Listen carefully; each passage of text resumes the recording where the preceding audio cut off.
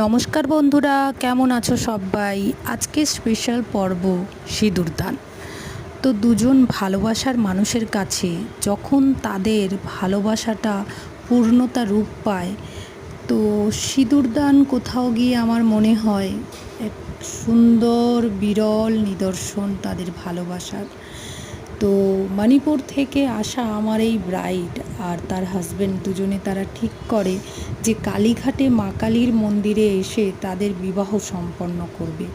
এ যেন মায়ের প্রতি তাদের এক অটুট বিশ্বাস, ভালোবাসা, ভরসা।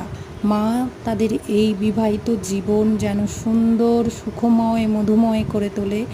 আর একটি মেয়ের জীবনে যখন তার সিঁথিতে সিঁদুর ওঠে, একটা মেয়ের সমস্ত কিছুটা পাল্টে যায়।